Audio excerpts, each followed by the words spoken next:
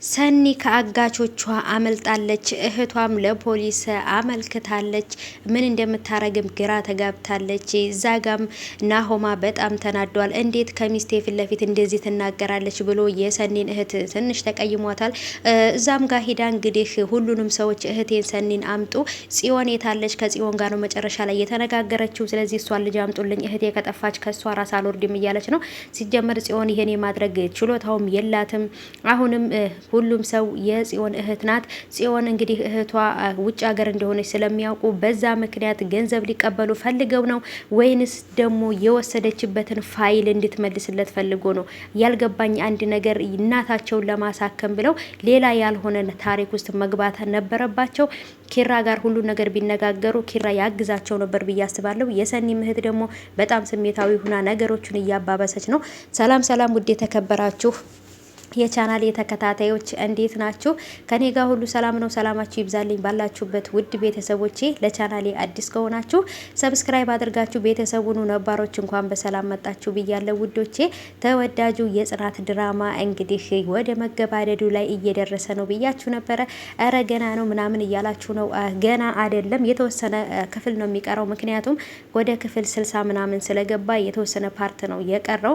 ምክንያቱም አሁን ላይ ኪራም ጀግና ሆኗል። የቤተሰቦቿን የጽናትን ቤተሰብ ንብረት እንግዲህ አስመልሷል። የኔ ጀግና ጀግናዬ ምን ላድርግልህ፣ ምን ባድርግልህ ደስ ይልሃል ብለዋለች። በውስጡ እንግዲህ ኪራዬ ባገባሽና ይየሽ ብጠፋ ደስ ይለኛል እያለ ነበረ። ግን ደግሞ እንግዲህ በግልጽ መናገር አልፈለገም። ምክንያቱም ሽማግሌ ልኮ እንግዲህ እስካሁን ድረስ ሚስት አላደረጋትም።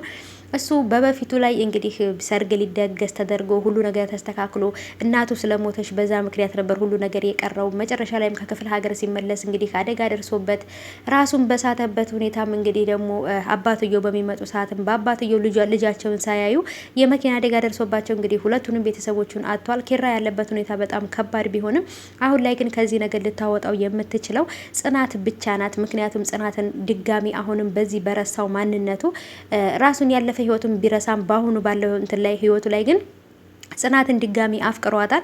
ጽናትን እንግዲህ ሙቶም ቢሆን ይወዳታል፣ ያፈቅራታል ማለት ይቻላል። ስለዚህ ፍቅር አያረጅም፣ ሰምታችኋል።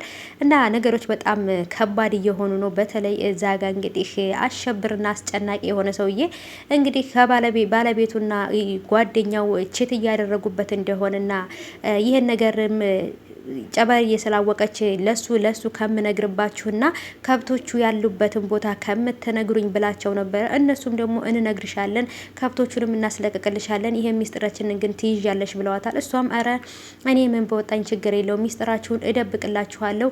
እናንተም ደግሞ እንግዲህ ይህን ነገር ማድረግ አለባችሁ። በእኔ ምክንያት ነው ከብቶቹ የጠፉት፣ ስለዚህ ማስለቀቅ አለባችሁ። ያለዛም ደግሞ ሁሉ ነገር ሂጄ እነግረዋለሁኝ ብላቸዋለች ማለት ነው። እነሱም በጣም ፈርተው ተጨንቀው ይሄኛውም ወይ እውነቱን ሁሉን ነገር አምቄ ይዤ ዝም ማለት ነው ወይንም ደግሞ ይሄንን አገር ሰፈር ለቅቄ መውጣት ነው ብሎ እያሰበ ነበር። እሷም እንግዲህ ብርቄም እንግዲህ ፌስታሏን ልብሷን በፌስታል ይዛ ወደ ሌላ ቦታ ለመጥፋት ስትሄድ ወዴት ልትሄጂ ነው ሲላት ልብስ ላጥብ ወደ ወንዝ እየሄድኩ ነው ብላ ነበረ። ከባድ ነው ብቻ ነገሮቹ በጣም ነበር የተወሳሰፉት። ናሆማም ደግሞ እንዴት እንደዚህ ትናገራለች? ምን አድርገናት ነው? ለምንድን ነው እንደዚህ የምትናገረው? እያለ በጣም እየተበሳጨ ነበረ። ብቻ የሰኒም እህቴ የታለች? ለምንድን ነው ምንድነው የተፈጠረው? እህቴ ምኑና ነው? እህቴም ምን ተፈጥሮ ነው? የት ናት? እያለች ሰዎችን እያስጨነቀች ትገኛለች ማለት ነው። ነገሮች በጣም ከባድ እንደሆኑባት ግልጽ ነው ማለት ነው። ግን ደግሞ እህቷን እሷ ጽዮን ሳትሆን ያገተቻት ይሄኛው እነ ኪራ ቤት ያለው ልጅ ነው። አመልጣለሁ ብላ እንግዲህ ወጥታ ነበረ። መልሰው አሁንም ይዘዋታል። ሰኒ ላይ ምን የሚደርስባት ይመስላችኋል? እኔ ግን በጣም ነው ያሳዘነችኝ። የሰኒም እህት እንግዲህ ሰዎችን እያስጨነቀች ነው፣ እህቴን ካላመጣችሁ እያለኝ እና በጣም ከባድ ሆኗል ነገሩ ማለት ነው። እንግዲህ አላመለጠችም ሰኒ ማለት ነው።